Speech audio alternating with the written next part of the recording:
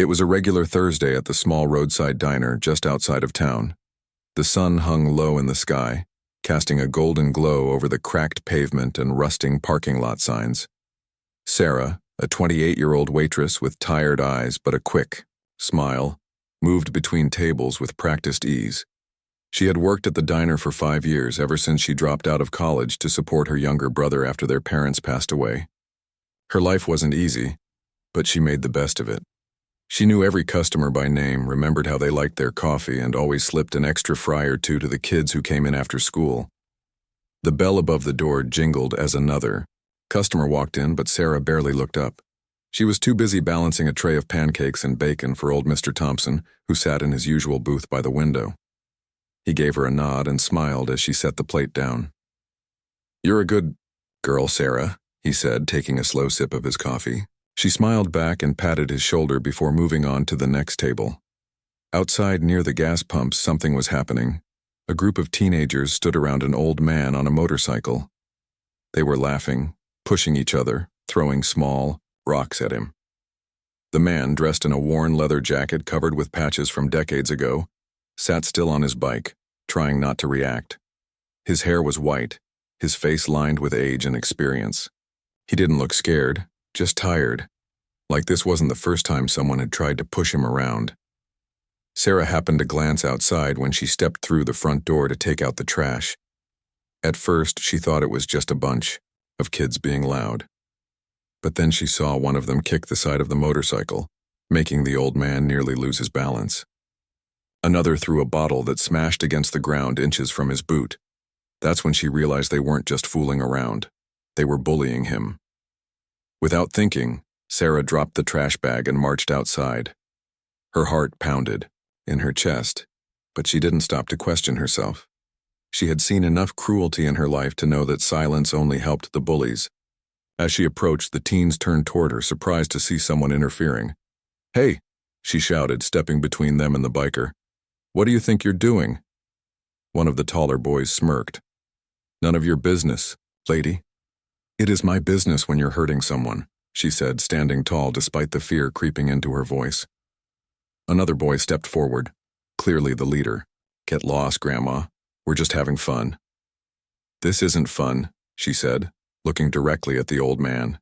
His eyes met hers, and she saw something in them, gratitude, maybe even relief. The teen leader shoved her shoulder hard, almost knocking her off balance. "Back off, or we'll make it your problem." Sarah took a deep breath and stood her ground. "I'm not going anywhere until you leave him alone." The teens laughed, but there was hesitation now. They hadn't expected someone to stand up to them. One by one, they looked at each other, unsure if they should keep going or just walk away. Finally, the leader muttered something under his breath and kicked a rock before turning and walking off. The others followed, grumbling but defeated. The old man slowly got off his bike and pulled off his helmet. He looked at Sarah for a long moment, then nodded. "Thank you," he said simply. His voice was deep and calm, like thunder rolling in the distance. She shrugged. They needed to be stopped. He gave her a small smile. "Not many people would have done what you did." Sarah smiled back. "Well, I guess I'm not like most people." They stood there for a moment, neither saying much, just watching. The last of the teens disappeared down the street. Then the biker put his helmet back on, climbed onto his motorcycle, and rode off without another word. Inside the diner, Sarah returned to work, unaware that one of the teenagers had recorded the entire encounter on his phone. The video showed everything: the teens bullying the old man, Sarah stepping in the way she refused to back down. It was raw, real, and powerful. Within minutes, it was uploaded to social media. By the time Sarah's shift ended, the video had already gone viral. People across the country were watching it, sharing it, commenting on how brave she had been. Some called her a hero, others debated whether she had overstepped. But one thing was clear: the story was spreading fast. When Sarah clocked out, the manager called her into the office. She walked in, expecting a normal end-of-day talk, maybe a complaint about the dishes or the tip jar. But instead, the owner, of the diner was sitting behind the desk, arms crossed, expression unreadable. "We saw the video," he said flatly. Sarah blinked. "Oh, yeah, I heard some kid filmed it," he sighed. "We can't have scenes like that here, you embarrassed the place." "I didn't mean to cause trouble," she said quickly.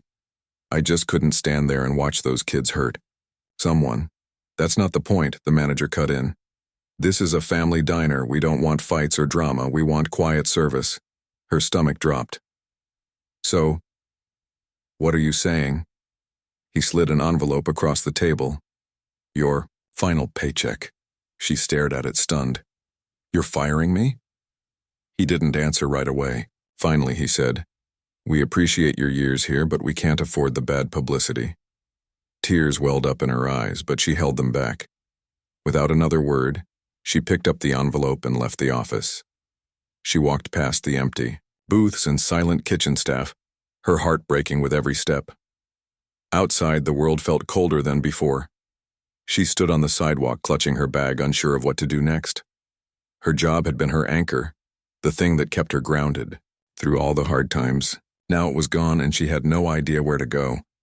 But just as she was about to start walking home, a deep sound filled the air, a rumble, growing louder by the second. She turned toward the road and saw headlights cutting through the evening. Darkness.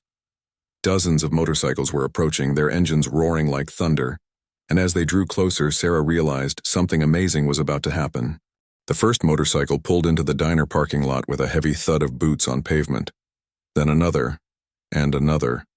Within minutes, the quiet street was filled with the deep growl of engines and the scent of gasoline and leather. Riders, in vests covered with patches, helmets of all shapes and sizes, and eyes that had seen more than most, rolled in like a storm front. There were dozens at first, then hundreds. By the time the last rider arrived, there were over 500 bikers parked. Outside the small diner, their machines lined up like soldiers ready for battle. Inside, the manager stood frozen behind the counter, staring out the window as if he had stepped into some kind of dream. The kitchen staff peeked through the serving window, wide-eyed and silent. A few customers looked nervous, gripping their coffee cups tighter. But Sarah, standing just outside the door, couldn't believe what she was seeing. Her heart pounded in her chest. Was this real? One of the riders dismounted and walked toward her. He was tall, broad-shouldered, with silver hair tucked under his helmet. His face was weathered, but his eyes were kind. "You're Sarah, right?" he asked, voice low and calm. She nodded slowly, unsure what to say.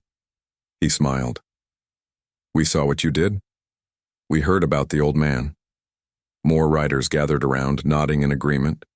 Some removed their helmets, revealing faces, both young and old, men and women alike. One woman, dressed in black leathers and wearing dark sunglasses even though it was night, stepped forward. "That guy you helped," she said. "He's one of us. Big name in the club world. Everyone respects him." Sarah blinked. She hadn't known that. To her, he had just been an old man being picked on by kids who thought they were tough. Another rider spoke up. "When he posted what happened online, we all saw it. Word spread fast." "Yeah," said a younger biker with a shaved head and a tattoo down his arm. "Somebody messes with one of ours, they mess with all of us." A silence fell between them, not awkward but respectful. Then someone started clapping. It was slow at first, then grew louder as more joined in. Sarah felt tears sting her eyes. She didn't know what to do or say. She had expected to go home alone, broken-hearted and jobless. Instead, she was surrounded by strangers who now felt like family. Inside the diner, things were starting to change. Riders filed in one by one, filling every seat and booth. Some ordered food, others just sat quietly, watching. Tips were left, in thick wads of cash, sometimes more than the meals cost. A few brought flowers from somewhere and placed them on the counter. Others handed notes to the staff, thank you cards addressed to Sarah, though she wasn't inside. The manager tried to keep order, but he was clearly overwhelmed. Reporters showed up next, cameras rolling, microphones shoved toward anyone willing to talk.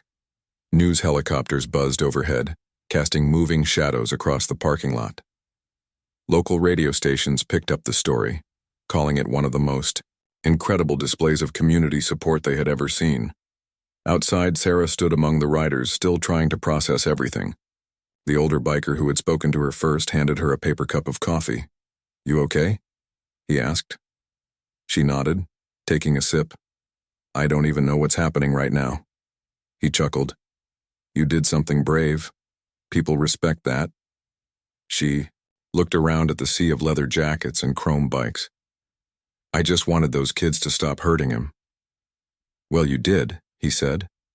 "And now, you've got a whole lot of new friends because of it." The elderly biker who had been saved finally arrived, pulling into the lot on his old machine. As soon as he stopped, a path cleared for him.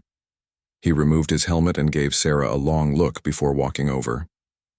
"I owe you my thanks," he said, simply. She shook her head.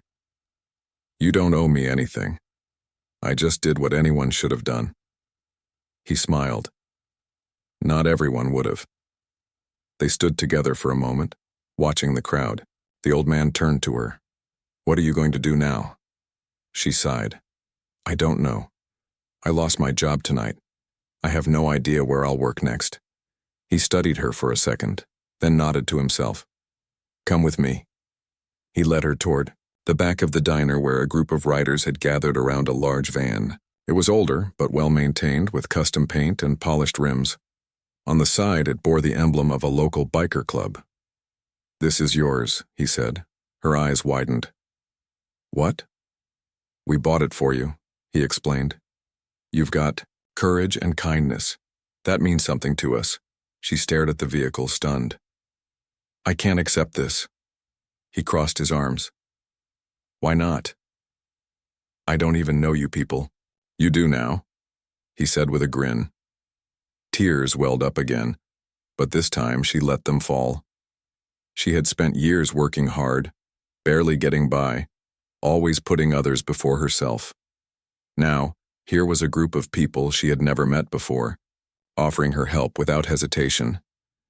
As the night wore on, the diner became a place of celebration. Laughter mixed with the sound of engines idling, and the smell of burgers and fries filled the air. Riders shared stories of their own lives, of times they had stood up for others, of moments when someone had done the same for them. Reporters interviewed the bikers, asking why they had come. Their answers were simple. Because it was the right thing to do. Because nobody messes with our people. Because bravery deserves to be honored. Back inside, the manager watched everything unfold with a mix of awe and regret. He approached Sarah cautiously. "I'm sorry," he said. "About your job. About everything." She looked at him, not with anger, but with understanding. "It's okay. I get it. You were just doing what you thought was best for the business." He nodded. "But maybe we were wrong. We want you back. Anytime you're ready." She smiled, but shook her head. "Thanks, but I think I need to find something else now." He looked disappointed, but accepted her answer. "Well, if you ever need a reference or anything, you've got it." She appreciated the gesture, but she already knew her life was changing. This night had opened a door to something bigger than she had imagined. By midnight, the crowd began to thin. Riders hugged Sarah goodbye, promising to stay in touch. Some handed her phone numbers. Others gave her small gifts or told her to reach out if she ever needed anything. As she climbed into the van, feeling its worn seats beneath her, she looked out at the emptying parking lot. The lights of motorcycles faded into the distance, leaving behind only tire marks and memories. She sat there for a moment, engine off, letting it all sink in.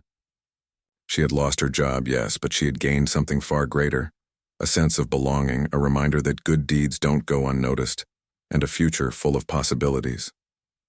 Starting the van, she pulled onto the road, the wind in her hair and hope in her heart. Whatever came next, she wasn't afraid. For the first time in a long time, she knew she wasn't alone. The next morning, the town buzzed with talk of what had happened at the diner. The local radio stations played clips from interviews with the riders who had shown up in force the night before. The newspaper's front page featured a photo of Sarah standing beside the van, surrounded by bikers who now treated her like family. Even people outside the town were hearing about it. Social media had exploded overnight with messages of support for Sarah and outrage at how she had been treated by the diner. At her small apartment, Sarah sat on the edge of her bed, staring at her phone as notifications kept coming in. Some were from strangers thanking her, others were job offers from businesses that had seen the story. One message caught her eye. It was from a well-known biker group based a few towns over. They offered her a chance to work at their club's cafe, where they served food to fellow riders and travelers passing through. It wasn't much, but it paid better than the diner ever had and came with benefits she never thought she'd have.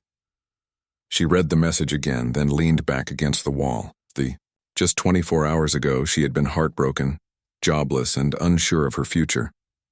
Now everything had changed, not just because of the job offer or the van or even the outpouring of support, but because of what the whole experience had reminded her.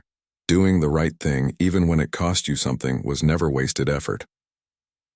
Later that afternoon, she met up with some of the bikers who had stayed behind after the crowd thinned.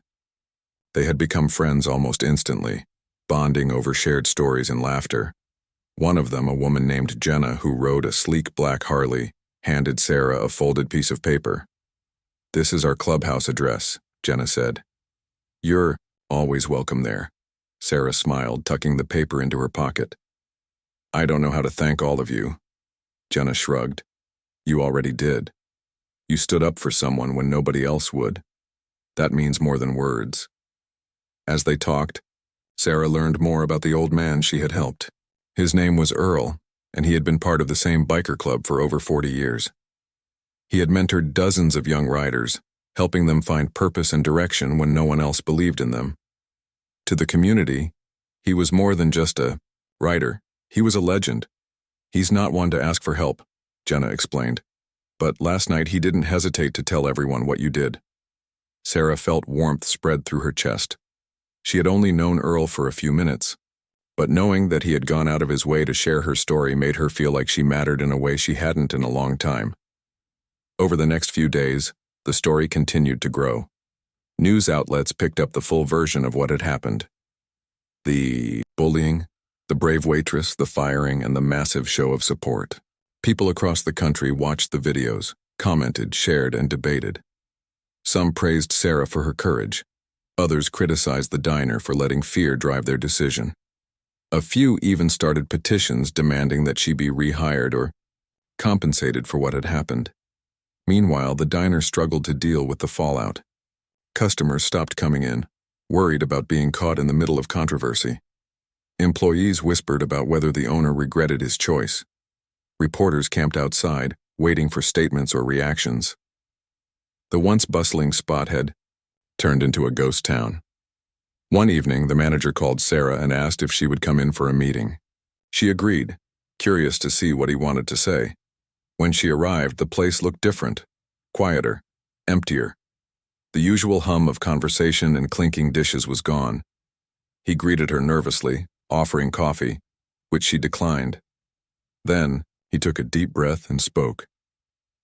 "We messed up," he admitted. "We let fear make a decision we should have thought through." Sarah nodded slowly, listening. "I won't pretend I wasn't worried about what would happen to the business," he continued. "But I didn't expect this kind of response. We lost customers, staff are quitting, and I realize now we lost something bigger than money." She studied him for a moment. He looked tired, older somehow. "I'm not asking you to come back," he said. "I know things have changed for you. But I want you to know I respect what you did, and I'm sorry." She smiled gently. "Thanks, that means a lot." Outside, the world was moving forward. Life went on. But for Sarah, things were different now. She had a new job lined up, new friends who felt like family and a sense of self-worth that couldn't be shaken. The diner was part of her past, and while it hurt to leave, she knew it had led her somewhere better. A week later, she visited Earl at the club's hangout. It was a large garage-style building tucked away on the outskirts of town, filled with bikes, tools, and the smell of oil and metal. Riders came and went, greeting her warmly as she walked inside. Earl was sitting at a long wooden table sipping coffee and talking with a few other men. He looked up when he saw her and grinned. "Well, look who it is," he said. "Our favorite hero." She rolled her eyes playfully. "Stop that." He chuckled and patted the seat beside him. "Come sit. Tell me how you're doing." They talked for a while, catching up. He told her about how the younger members of the club had taken inspiration from what she did, how some of them had started mentoring kids in the neighborhood, showing them a different path. "You showed us that sometimes bravery isn't about strength," he said. "It's about standing up for what's right even when it's hard." She nodded, feeling a lump form in her throat. "That's all I ever wanted. To do the right thing." He reached into his jacket and pulled out a small patch, handing it to her. It bore the club's emblem, stitched neatly in red and black thread. "What's this?" she asked. "A gift," he said. "For the woman who reminded us why we ride together." She held it carefully, tracing the edges with her fingers. She knew she might never wear it on her jacket, but it meant more to her than she could say. As she left the clubhouse later that day, the sun dipped low on the horizon, casting long shadows across the road. She climbed into her van, engine rumbling, to life beneath her. Ahead of her, the road stretched wide and open, full of possibilities. She had started as a waitress, working long shifts and barely making ends meet. Now she was part of something bigger, a community that valued kindness, loyalty, and courage. And though she never set out to become a hero, she had done something unforgettable. And that, she realized, was enough. Sarah's new job at the biker club cafe was nothing like the diner. For one thing, the people who came in weren't just regular customers. They were part of a family. Riders from all over the state stopped by, some passing through on long trips, others coming to meet friends or join events organized by the club. The cafe wasn't fancy, but it had character. Old photos of past rides and gatherings lined the walls. The smell of coffee, fried food, and leather filled the air. It felt alive. At first, Sarah was nervous. She didn't know if she could fit into this world that seemed so different from her own. But the riders welcomed her like she had always belonged.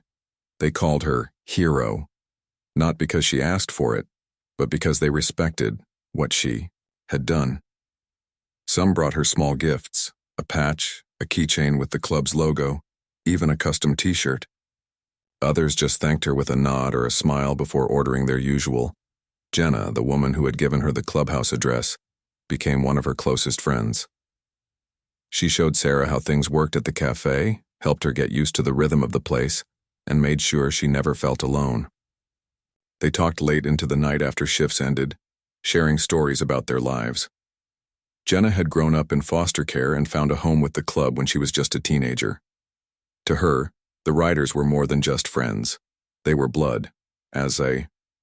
Weeks passed. Sarah settled into her new routine. She still worked hard, but there was something different now. She smiled more, laughed easier, felt like she was part of something bigger than herself. The fear and uncertainty that had once followed her like a shadow began to fade, but not everything was perfect. One evening, as she wiped down the counter after a busy lunch rush, a man walked into the cafe. He looked out of place, too clean, too polished. His clothes were neat, his shoes shined. He scanned the room slowly before locking eyes with her. "Sarah?" he asked. She nodded cautiously. He stepped forward and extended a hand. "I'm Mr. Collins. I work with the diner's parent company." Her stomach tightened. She had heard rumors that the owner had been under pressure since the story went viral. Some investors pulled out, worried about the bad publicity.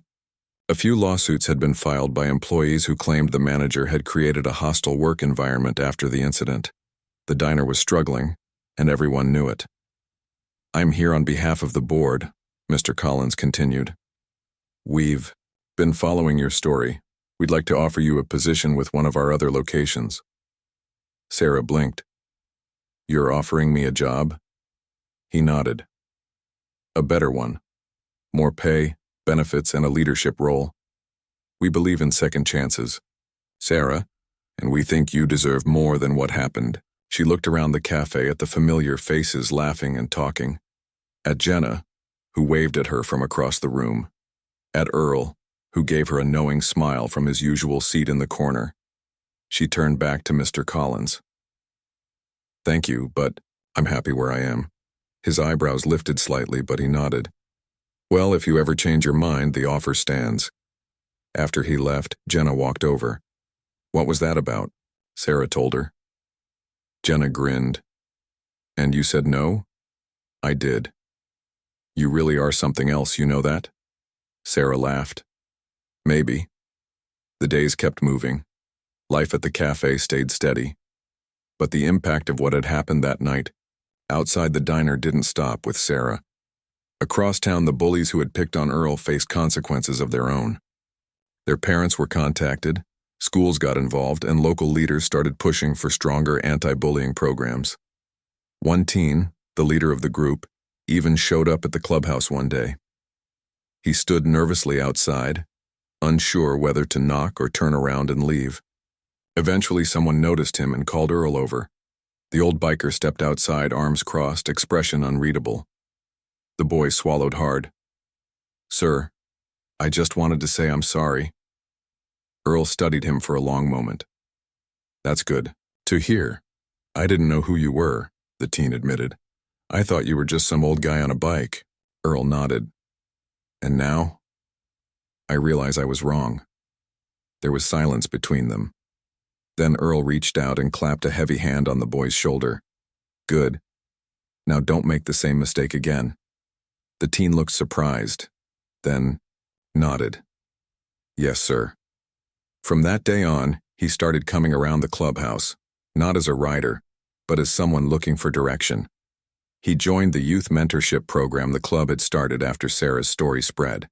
He learned how to ride, how to fix bikes, and most importantly, how to treat people with respect. Back at the cafe, Sarah found herself getting closer to the club's mission.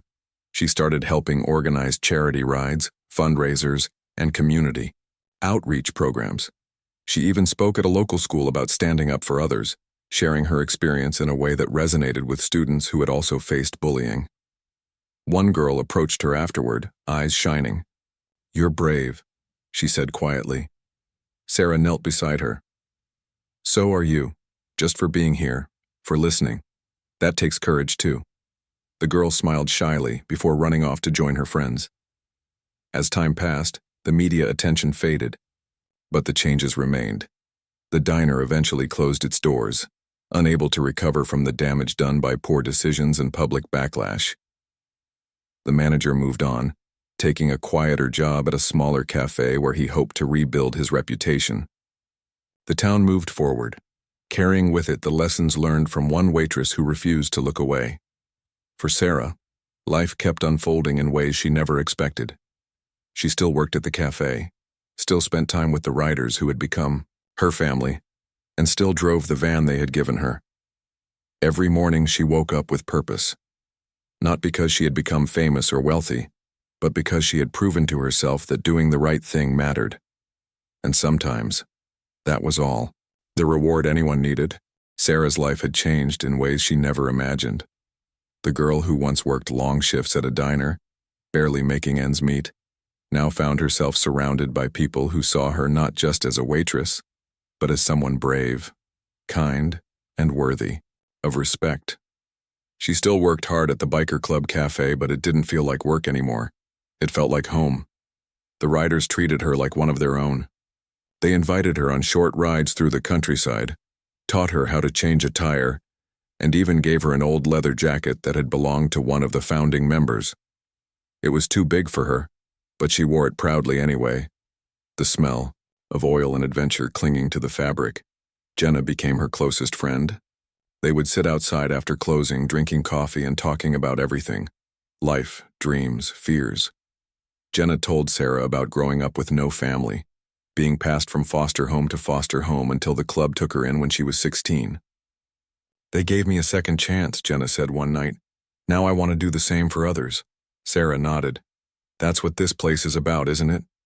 Giving people a place where they belong." It wasn't just talk. The club had started a mentorship program for troubled youth, inspired by the events that followed Sarah's act of bravery. Young people who had been caught up in bad situations, drugs, gangs, bullying, were given a chance to learn new skills, ride bikes, and find purpose. Earl led the program himself, sitting down with each kid, listening to their stories, and offering them a different path. One boy, named Marcus, stood out to Sarah. He was 15, tall and quiet, with eyes that had seen too much. He had been caught stealing from a gas station and was given a choice: go to juvenile detention or try something new. He chose the latter. At first, he kept to himself, watching everyone with suspicion. But Sarah noticed him lingering near the garage, watching the riders fix bikes. One afternoon, she approached him. "You ever ride before?" she asked. He shook his head. "Didn't think I'd ever get the chance." She smiled. "Well, you're here now. That means you've got a shot." Over time, Marcus opened up. He talked about his parents being gone most of the time, about older kids pressuring him into doing things he knew were wrong. He didn't want to end up in trouble, but he didn't know how to escape the cycle. Earl took him under his wing, teaching him how to ride safely, how to take care of a bike, and most importantly, how to believe in himself. And slowly, Marcus began to change. He showed up earlier than required, helped clean the garage, and even started mentoring a younger boy who had just joined the program. Watching him grow reminded Sarah of why she had stepped in that day outside the diner. It wasn't just about stopping bullies. It was about showing people that there was another way, that kindness could change lives. As the months passed, the cafe became more than just a place to eat. It was a gathering spot for the community. Riders came in from all over, bringing stories from the road, sharing meals, and supporting local causes. Fundraisers were held for families in need. School supplies were donated to students, and free motorcycle safety classes were offered to teens interested in learning how to ride responsibly.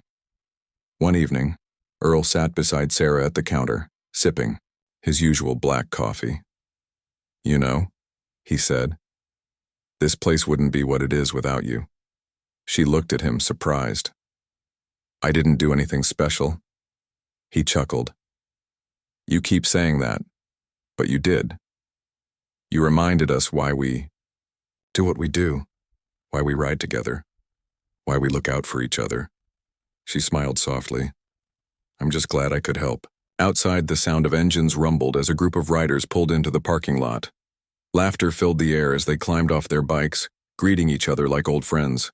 The cafe buzzed with energy, the scent of burgers and fries, mixing with the sound of voices and clinking glasses. Later that night, as Sarah walked toward her van, she paused and looked up at the sky. Stars stretched across it like tiny lights in the dark. The world had once felt so heavy, so uncertain. Now, she felt lighter, stronger. She had lost a job, yes, but she had gained something far greater: a sense of belonging, a reason to keep going, a purpose, and that was more valuable than anything money could buy. The next morning, she arrived at the cafe early, ready for another day. Jenna greeted her with a grin. "Ready to get to work?" "Always," Sarah replied. Inside, the kitchen staff were already moving, prepping food, setting tables, getting ready for the day ahead. Riders filtered in one by one, some stopping to chat, others grabbing coffee before heading back out on the road. Life went on. Not perfect, not always easy, but real. And Sarah wouldn't have traded it for anything, because sometimes the smallest acts of courage can lead to the biggest changes. And hers had done just that. She had started as a waitress. Now she was part of something bigger, a family built on loyalty, kindness, and the belief that doing the right thing always matters, and that, she realized, was the best reward of all. Years passed, and Sarah's story became more than just a local legend. It was told in schools, shared on social media, and even featured in documentaries about everyday heroes. People still remembered the waitress who stood up to bullies and lost her job, only to be embraced by an entire community of bikers who showed the world what real loyalty looked like. But for Sarah, life wasn't about fame or recognition. It was about showing up every day, doing good work, and making a difference in small but meaningful ways. She stayed at the biker club cafe, not because she had nowhere else to go, but because she had found something rare, a place where she truly belonged. Jenna remained her closest friend, always pushing her to dream bigger. "You could do anything you want," Jenna would say. "Teach, write, start your own program. You've got something special." Sarah would laugh it off, but deep down, she thought about it. She had seen how one moment of courage could change lives, not just hers, but others too. She watched kids like Marcus grow into responsible young men, saw how they helped others the way they had been helped. The cycle of kindness kept turning, and she wanted to keep fueling it. One day, Earl sat across from her at the cafe, his coffee untouched, his eyes thoughtful. "You ever think about leaving this place?" he asked. She shook her head. "Never." He smiled. "Good, because I've got something I want you to help with." It turned out the mentorship program had grown beyond what anyone expected. More kids were coming in, more riders were volunteering their time, and the club needed someone to lead the effort full-time. They wanted Sarah. At first, she hesitated. She didn't see herself as a leader, but Earl reminded her that leadership wasn't about titles. It was about heart. And Sarah had more of that than anyone he knew, so she took the role. Under her guidance, the program expanded. They partnered with local schools, offering after-school rides, mechanical classes, and counseling sessions. Riders volunteered their time teaching kids not just how to ride, but how to live with purpose and respect. The results were powerful. Kids who once felt invisible found mentors who cared. Teens who had been headed down dangerous paths found new direction, and slowly, the town changed. Even the diner's old manager came back once. He stopped by the cafe late one afternoon, looking older than before. He ordered a coffee and sat quietly in the corner, watching the world move around him. When Sarah noticed him, she walked over and sat down. "I heard about the program," he said quietly.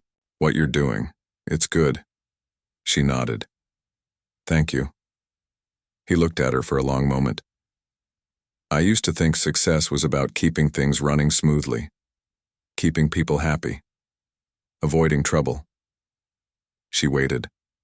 "But I realize, now," he continued, "sometimes the best things come from stepping into the mess, from choosing what's right instead of what's easy." She gave him a small smile. "That's a good lesson to learn." He finished his coffee and stood. "You've done something important here. Just wanted you to know that." As he left, Sarah watched him go, feeling no anger, only understanding. Everyone made mistakes. What mattered was what they did after. Back at the clubhouse, things were changing too. Earl, now in his 70s, began passing the torch. He still came around, still offered advice, still cracked jokes that made everyone groan. But he let younger riders step into leadership roles, guiding them the way he had been guided so many years ago. One evening, he pulled Sarah aside. "You know," he said, "this club has been my whole life, but it's in good hands now. Yours included." She smiled. "Thanks to you." He chuckled. "Nah. Thanks to people like you. People who don't back down when things get tough." Time kept moving forward. Seasons changed. Riders came and went. But the cafe remained, steady and strong. It wasn't just a place to eat anymore, it was a symbol of resilience, of community, of standing up for what matters. And Sarah? She never stopped believing in the power of one person to make a difference. She still wore the leather jacket the club had given her, still drove the van they had gifted her all those years ago, and every morning she woke up ready to do the work that mattered most, because sometimes life doesn't reward bravery with money or fame. Sometimes it rewards it with purpose, with family, with the quiet knowledge that you did the right thing, even when it cost you something. And for Sarah, that was more than enough, so she kept going, kept helping, kept believing. And in doing so, she reminded everyone around her that heroes weren't born with capes or superpowers. They were born with courage, with heart, and with the simple choice to stand up when others looked away, and that, more than anything, was what made her unforgettable.